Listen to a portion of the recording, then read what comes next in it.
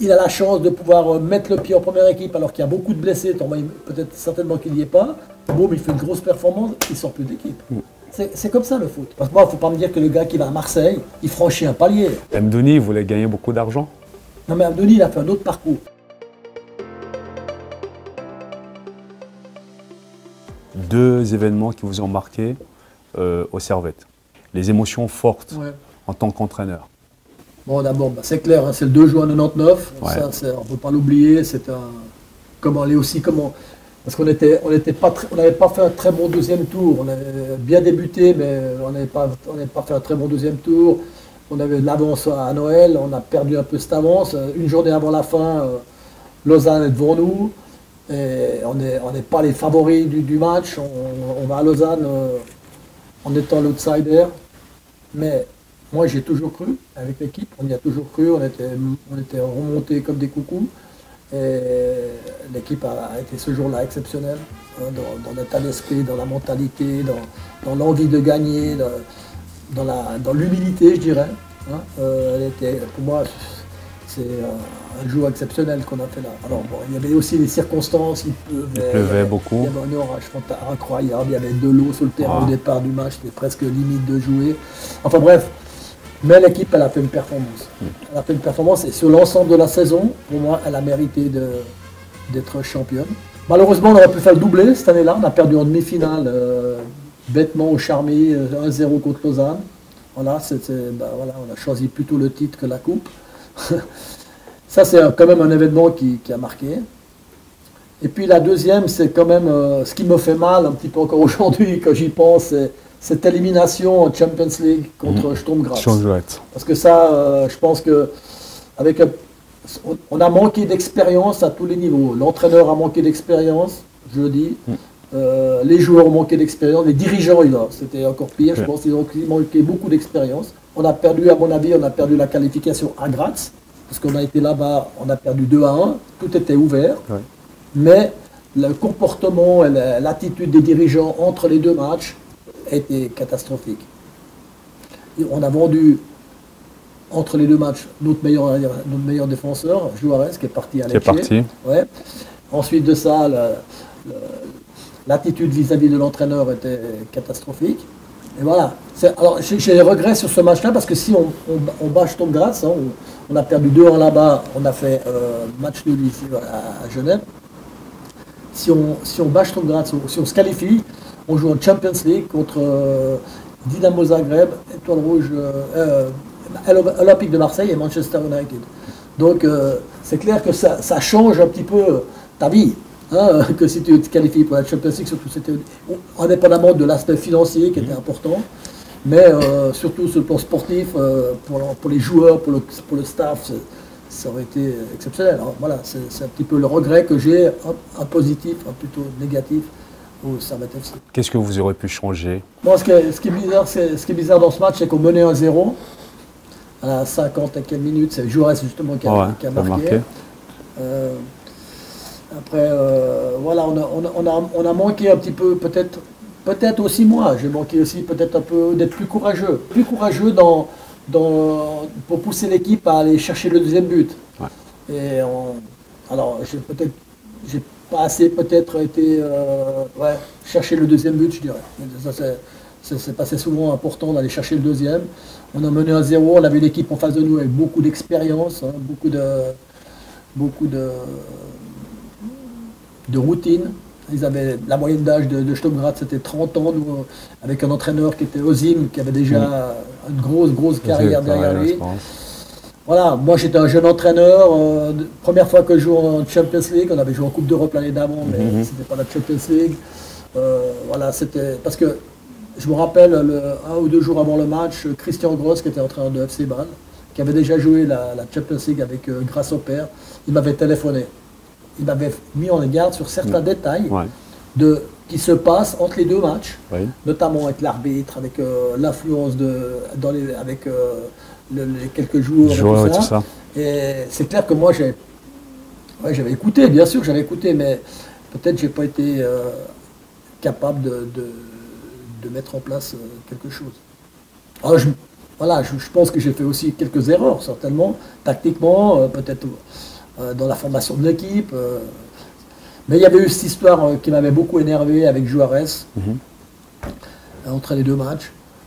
Un très bon défenseur d'ailleurs. Oui, Juarez, il a fini le match de Sturm Graz au Charmy, donc on a fait match nul, on a été éliminés. Juarez, il n'a même pas pu dire au revoir à ses copains, 2 heures après, il était dans l'avion pour partir à Lecce. Donc j'avais les boules, et voilà. Alors, on va passer sur des souvenirs un peu plus joyeux, au Charmy, le stade des Charmy, l'emblématique. Bon, d'abord, je me rappelle surtout quand j'étais gamin. J'avais, je sais pas, 10, 11 ans. J'allais au Charmy avec mon oncle.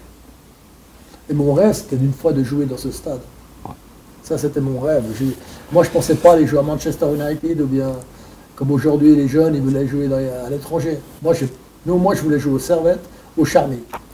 Et j'ai eu la chance de pouvoir y jouer parce que ce stade des Charmy, il avait quelque chose de magique. C'est magique. C'est que il était à dimension bien. Hein.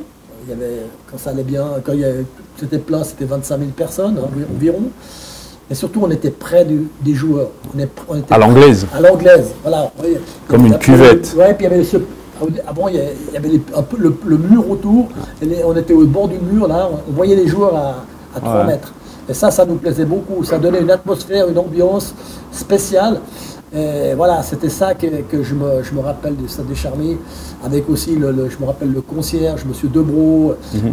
Avant les entraînements, quand on allait s'entraîner au Charmy, on jouait encore à la pétanque sur la bande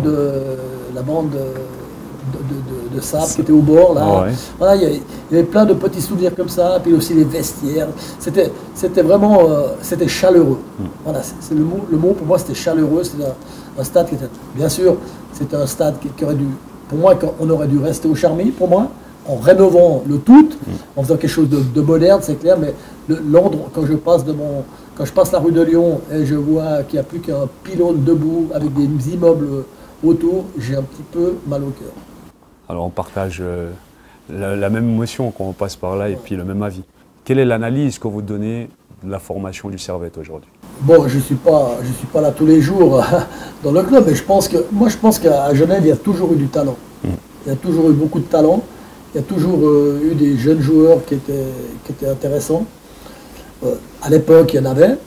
Il y en a comme Varela, Costantino, Patrick Muller, Pizzinat, Pedin. Il y en a eu beaucoup. Il y a toujours ça à Genève. Et aujourd'hui, il y a encore. Moi, je trouve que Servette aujourd'hui travaille bien avec les jeunes. Ce que je vois, c'est le fruit, c'est à la fin.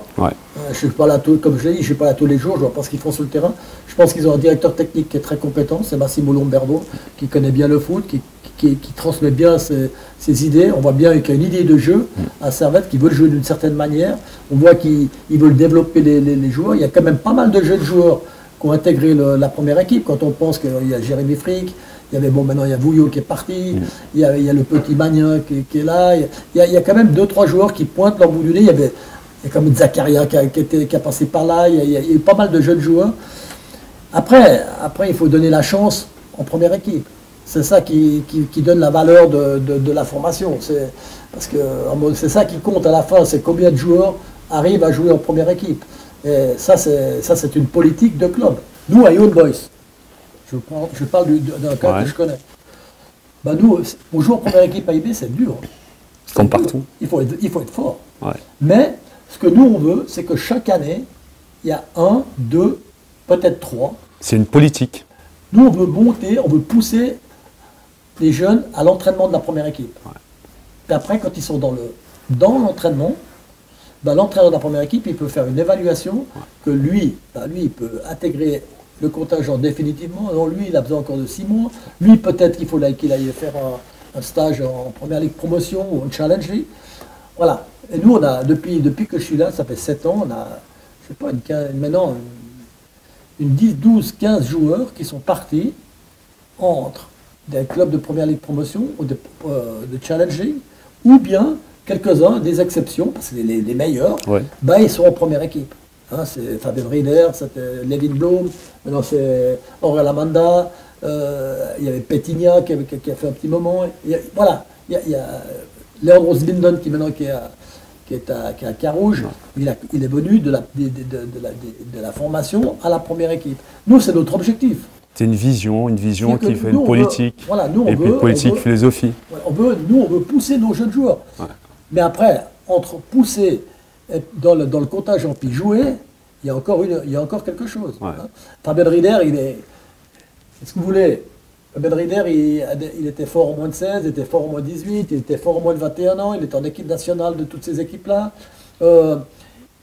Il a la chance de pouvoir mettre le pied en première équipe alors qu'il y a beaucoup de blessés, peut-être certainement qu'il n'y est pas. Bon, mais il fait une grosse performance, il ne sort plus d'équipe. C'est comme ça le foot. Il faut sentir, il faut prendre l'opportunité et prendre la chance quand elle est là. Alors moi, j'ai insisté juste, coach, sur la prise en considération de fois des jeunes. Parce que je vous concède le fait que peut-être il y a de l'impatience là-dessus. Mais il y a aussi le côté où le jeune, il ressent, il y a des sensations, il a des émotions. Il y a aussi le problème de communication. Peut-être ça peut être qui ne vient pas forcément de son côté. Et peut-être aussi c'est du côté de l'autre partie où, par rapport à leur philosophie, ils ont un fonctionnement, mais il faut le faire rentrer peut-être dans la tête du jeune pour éviter peut-être qu'il parte ailleurs. Que les envies, les velléités de pouvoir changer. Je vais te dire quelque chose. Du moment où il y a un jeune joueur qui est talentueux et qu'il est approché par un grand club, fini. Parce que on me dit, toi, il veut franchir des paliers. Non, il ne veut pas franchir des paliers. On lui fait comprendre qu'il peut gagner beaucoup plus d'argent. Mais c'est ça la fin. C'est la réalité. C'est la réalité. C'est l'argent qui compte en premier. C'est pas de franchir un palier ou bien d'être. Parce que moi, il ne faut pas me dire que le gars qui va à Marseille, il franchit un palier. Mdouni voulait gagner beaucoup d'argent. Non, mais Mdouni, il a fait un autre parcours. Ce parcours-là, justement. Oui, mais il n'a pas gagné beaucoup d'argent.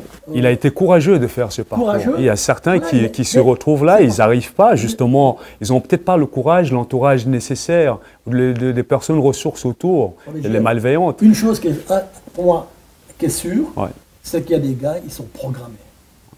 Ils sont programmés. Ils sont en mission. Programmés pour le haut niveau. Alors, Abdouni, il est programmé pour le haut niveau.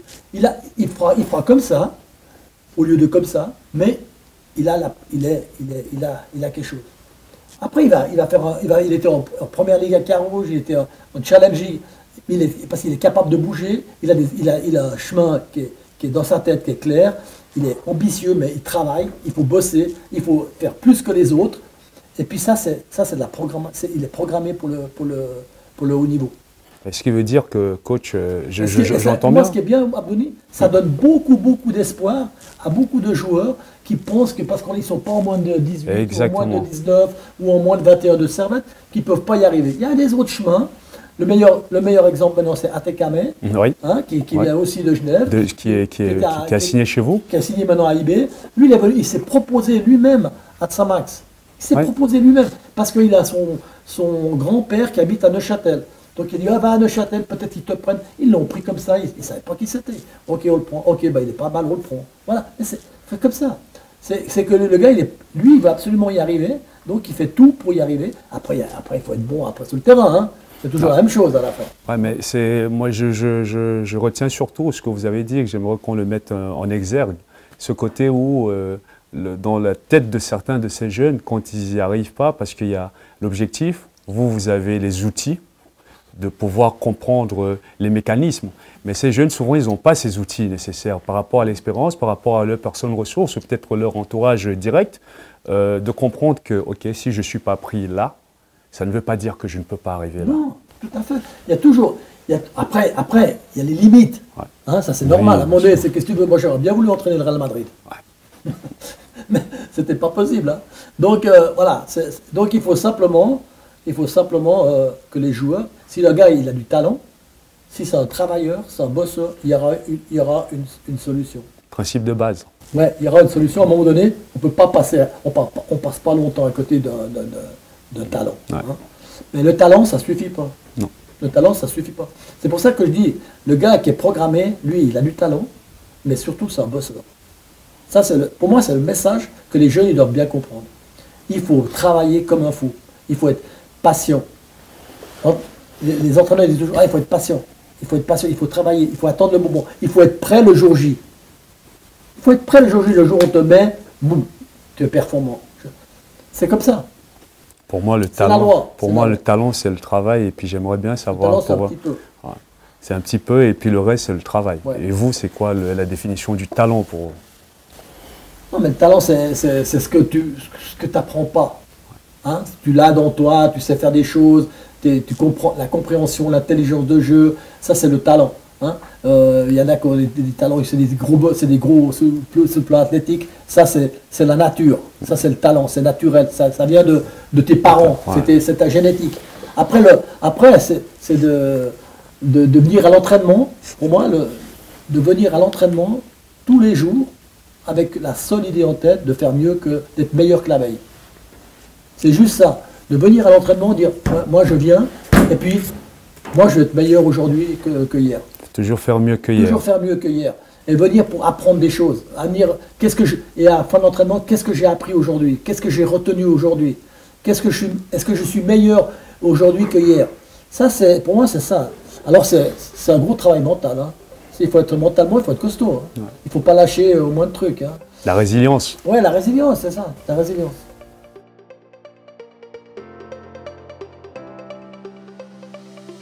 J'en avais un petit peu marre de travailler dans un club. Je voulais faire autre chose. Alors, il y a des fois, il y a des moments, il ne faut pas les envoyer. Parce qu'ils ne sont pas bien. Il faut les envoyer quand ils sont bien. Et ça c'est notre boulot, c'est d'envoyer toujours les joueurs dans les meilleures conditions possibles.